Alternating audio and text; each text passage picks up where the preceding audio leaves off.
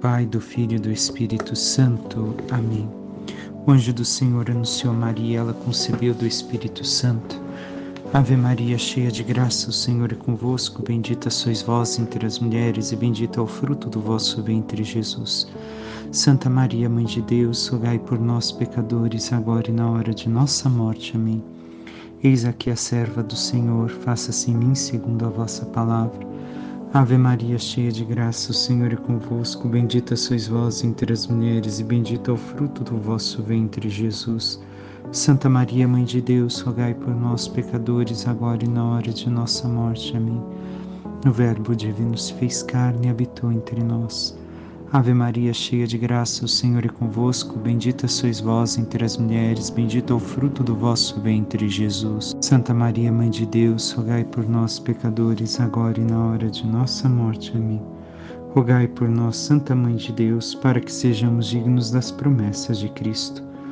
Oremos, infundi, Senhor, em nossas almas a vossa graça, como vos pedimos, para que nós, que pela anunciação do anjo viemos a saber o mistério de vossa encarnação, paixão e morte de cruz, cheguemos um dia à glória eterna dos céus, pelo mesmo Cristo, Senhor nosso. Amém.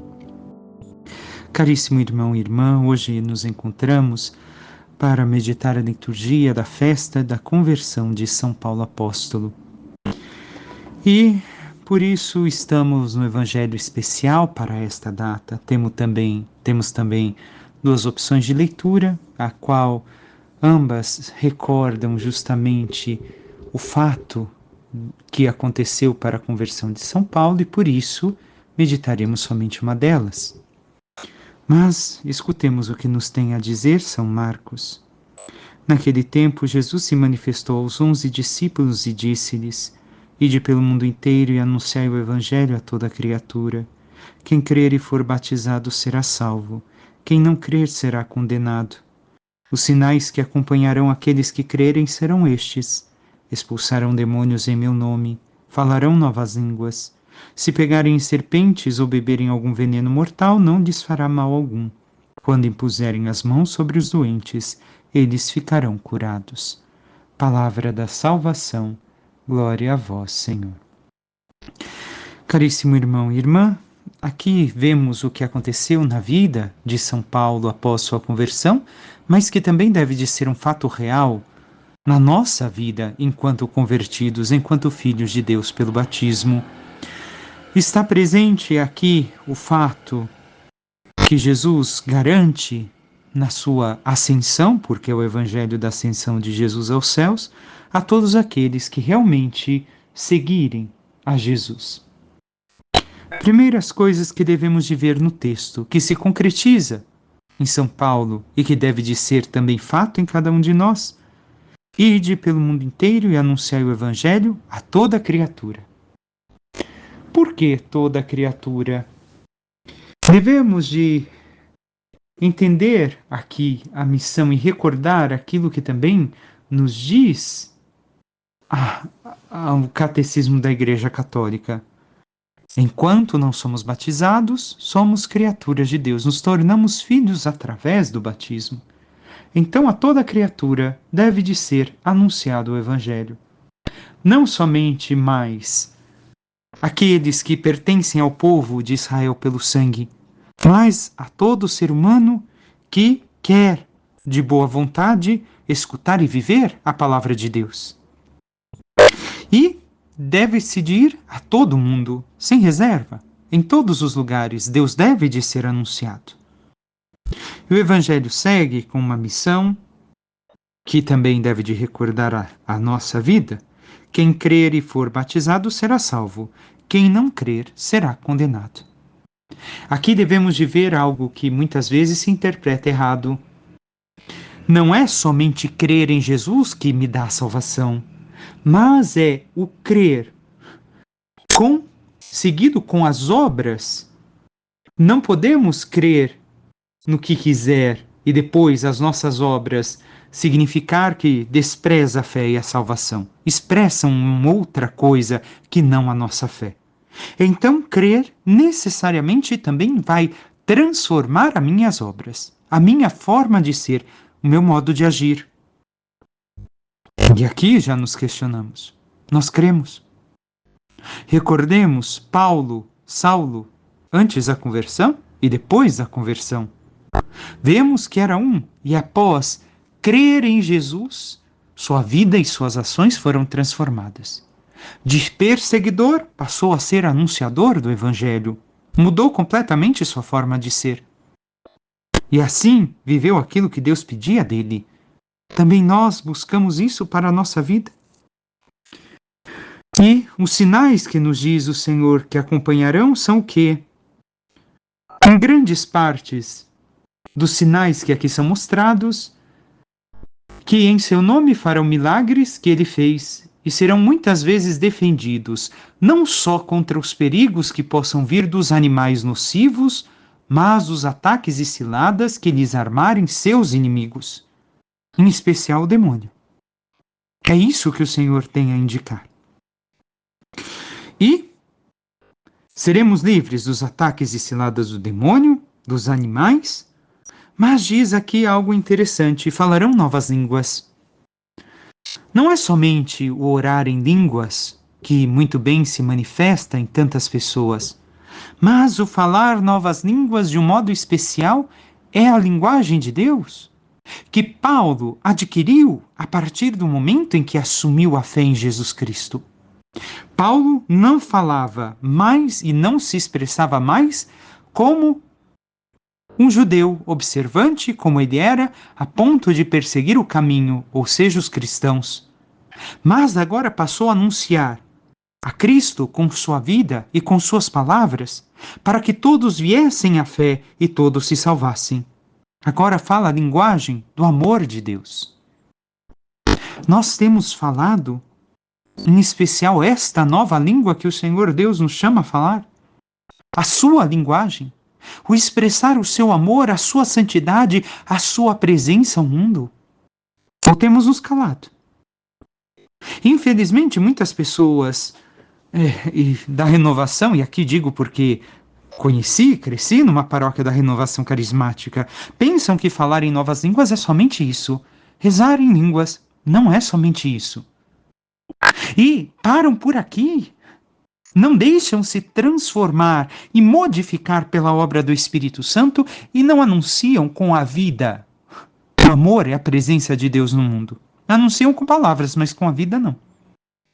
E aqui Jesus nos chama a falar esta linguagem de Deus que perpassa, que transpassa a nossa vida e chega ao outro. E assim temos falado esta nova linguagem de Deus. Por fim, entre as coisas que aqui aparecem, os milagres, as curas, quando impuserem as mãos sobre os doentes, eles ficarão curados.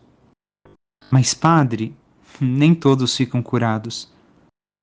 Devemos de recordar, o toque de Deus em especial não é o nosso toque, mas o toque de Deus na alma das pessoas, que devem de ser curadas. A principal ferida que devemos de ser todos nós curados é o pecado, é a distância de Deus, é uma vida fora daquilo que Deus espera e pede de cada um de nós. Aí está a grande cura que deve de se realizar em nós e que devemos de ajudar a realizar na vida de nossos irmãos e irmãs, com o toque de Deus, não com o nosso toque. E temos ajudado o Senhor a realizar esta obra. Talvez com a cura da alma também venha a cura do corpo, mas a cura principal que o Senhor nos chama a realizar é a cura da alma. E passemos à primeira leitura. Vamos a Atos dos Apóstolos, capítulo 22, de 3 a 16. A outra opção seria 9, de 1 a 22. Onde Paulo vai falar daquilo que fazia antes e, mais uma vez, recontar aquilo que aconteceu com ele. E diz São Paulo: naqueles dias Paulo disse ao povo: Eu sou judeu, nascido em Tarso, da Cilícia, mas fui criado aqui nesta cidade. Como discípulo de Gamaliel, fui instruído em todo o rigor da lei de nossos antepassados, tornando-me zeloso da causa de Deus, como acontece hoje convosco. Paulo está falando aos judeus. Persegui até a morte os que seguiam este caminho. Caminho aqui era o nome dado ao cristianismo, prendendo homens e mulheres e jogando-os na prisão. Disso são minhas testemunhas o sumo sacerdote e todo o conselho de anciãos. Eles deram-me cartas de recomendação para os irmãos de Damasco. Fui para lá a fim de prender todos os que encontrasse e trazê-los para Jerusalém, a fim de serem castigados. Esta é a primeira fase que conta São Paulo da sua vida. Viveu como um judeu fiel à tradição, fiel à instrução recebida de Gamaliel.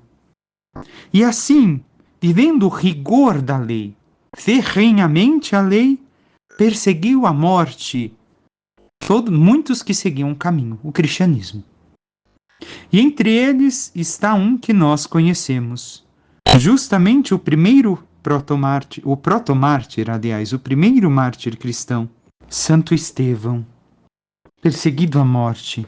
E recordemos, as roupas de Estevão foram colocadas aos pés de um jovem chamado Saulo. Saulo havia requerido a morte de Estevão. E assim, ali começa provavelmente ainda mais essa transformação no coração de Saulo. Deus já começou a tocá-lo, conhecia a lei, conhecia tudo e vê algo muito diferente no meio dos cristãos, aos quais ele persegue antes mesmo de ter este encontro pessoal com Cristo que vai transformar completamente a sua vida. Numa outra tradução diz que São Paulo aprendeu tudo isso aos pés de Gamaliel, instruído aos pés de Gamaliel. O que quer dizer isso? Que com todo o seu desejo de conhecer a lei para observá-la, vejamos bem, São Paulo queria não só conhecer para observá-la. Foi tal que de muito longe veio para aprendê-la. E isso fez com aplicação e perseverança, pondo a maior atenção e reverência e ouvindo religiosamente ao mestre escolhido, no caso dele, um dos mais sábios e respeitáveis mestres do Sinédrio, que é o próprio Gamaliel, aqui presente no texto. E continua, e vamos ouvir outra tradução, versículo 4. Fui eu que persegui até a morte essa doutrina, prendendo e metendo em cárcere a homens e mulheres.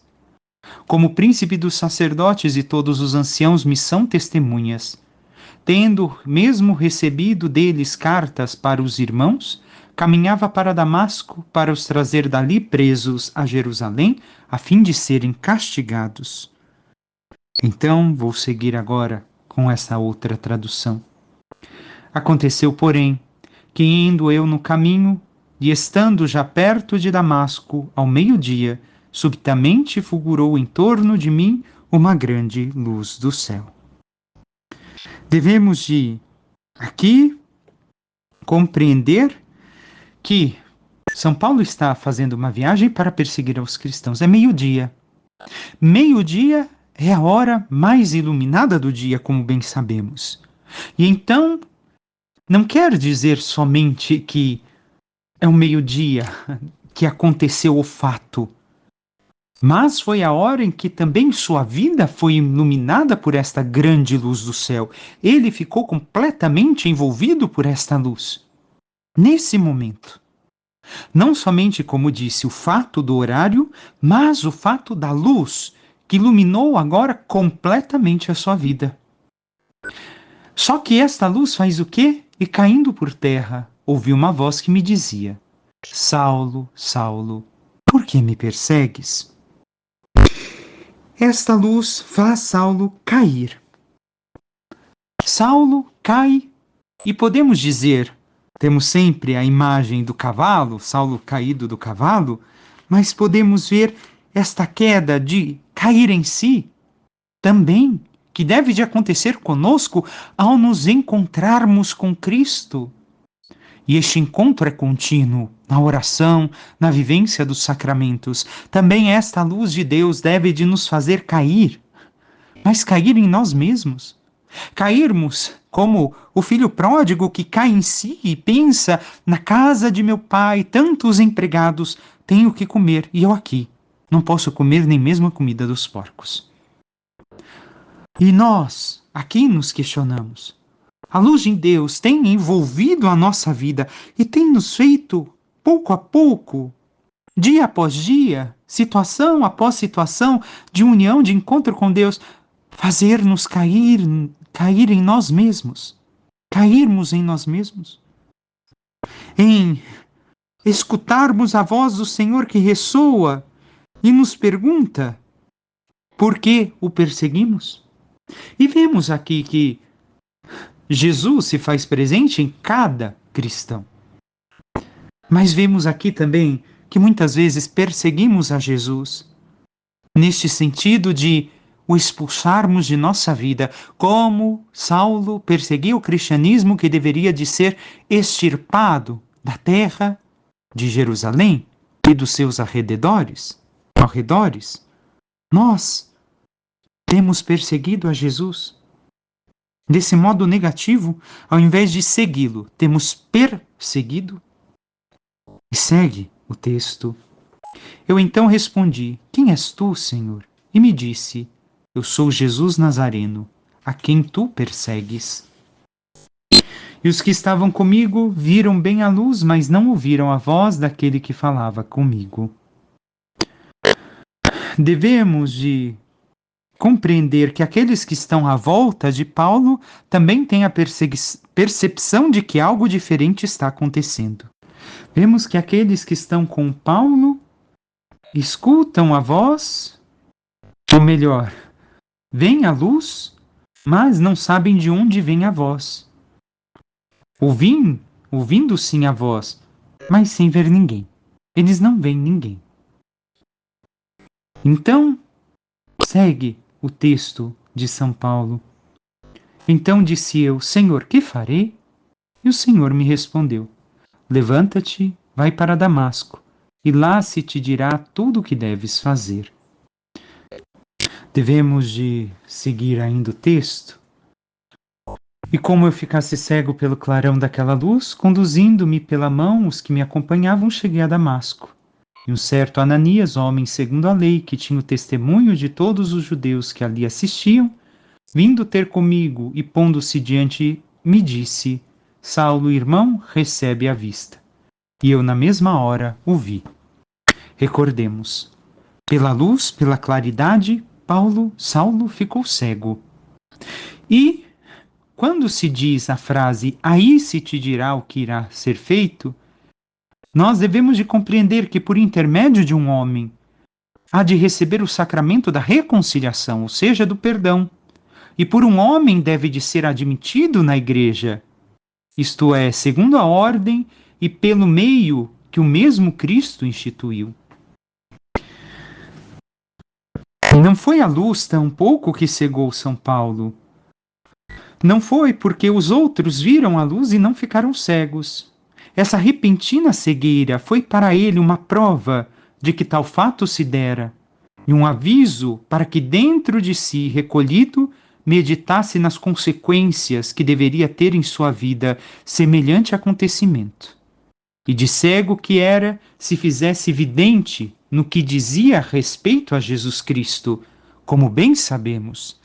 Paulo era completamente cego em relação a Jesus. Não o aceitava. Não queria viver o caminho que o Salvador dera. E agora, Paulo percebe também essa cegueira interior, que muitas vezes está presente em nós. Nós temos reconhecido a cegueira que, pouco a pouco, vai sendo curada no nosso interior, na nossa vida, em relação a Deus, em relação a seus ensinamentos, em relação àquilo que Deus espera e que nós devemos ser. Ou nós permanecemos nesta cegueira em relação a Jesus e seu Evangelho. Também devemos de ter presente que o texto de hoje encerra justamente falando do perdão dos pecados em relação a Saulo. Mas no primeiro conto, no capítulo 9, nos fala que depois que se caíram as escamas e recupera a vista, e lhe é anunciado a boa nova, Saulo é batizado. Nós, então, voltemos agora ao texto. E o que dizia o Senhor, através de Saulo, vindo ter comigo e pondo-se diante de mim, e disse: Saulo, irmão, recebe a vista. E eu na mesma hora o vi. E ele me disse: o Deus de nossos pais predestinou-te para que conhecesses a sua vontade e viesses ao justo e ouvistes a voz de sua boca. Porque tu serás tua testemunha diante de todos os homens das coisas que viste e ouviste. E agora, por que te detens? Levanta-te e recebe o batismo e lava os teus pecados, invocando o seu nome. E Paulo, então, é batizado e é perdoado de seus pecados. Dos pecados de estar cego diante da realidade que Deus manifestava através de Jesus e da vida que ele deveria de viver em Jesus Cristo.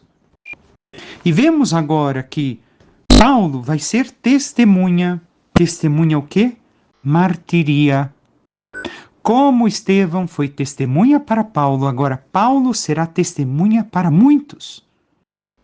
Nós devemos de recordar que a nossa vida é como a de Paulo, dar testemunho e sofrer, como vai dizer também o capítulo 9 de Atos, pelo Evangelho. Paulo, que perseguia, matava e fazia com que tantos fossem presos e perseguidos por causa do Evangelho, agora, conhecendo a Jesus e tendo este encontro profundo e verdadeiro com Jesus, justamente vai ser a mesma testemunha, que vai sofrer perseguição, naufrágios, calúnias, prisões, açoites e até a morte pelo Evangelho, pelo mesmo Cristo que ele perseguiu.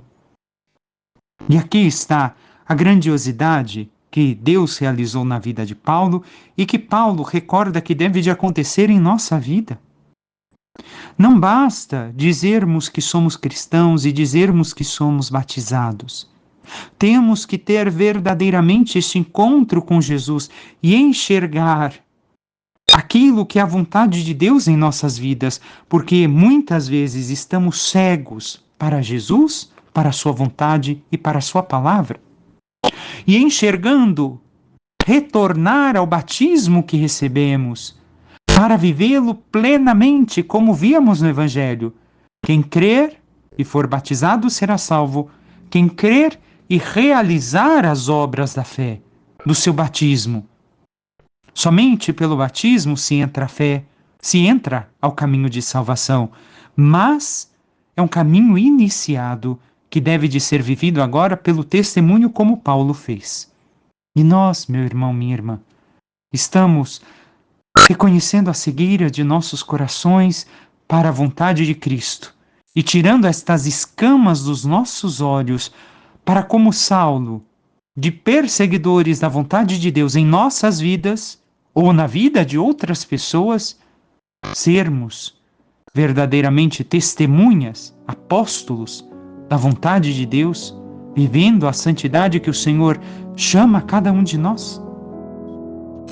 Peçamos à Santíssima Virgem Maria, Rainha dos Apóstolos, nossa Mãe, que interceda por cada um de nós e nos ajude a reconhecer a voz de Cristo, a sua vontade, enxergar verdadeiramente os teus desígnios de amor para cada um de nós.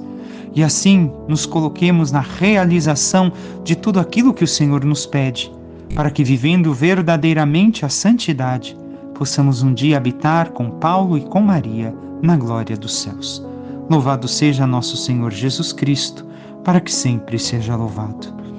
Por intercessão da Santíssima Virgem Maria, São José, seu castíssimo esposo, São Paulo e todos os santos e anjos de Deus, desça sobre vós, vossas famílias e tudo o que vos pertence, a bênção do Deus Todo-Poderoso, Pai, Filho e Espírito Santo. Amém. Um excelente sábado a todos.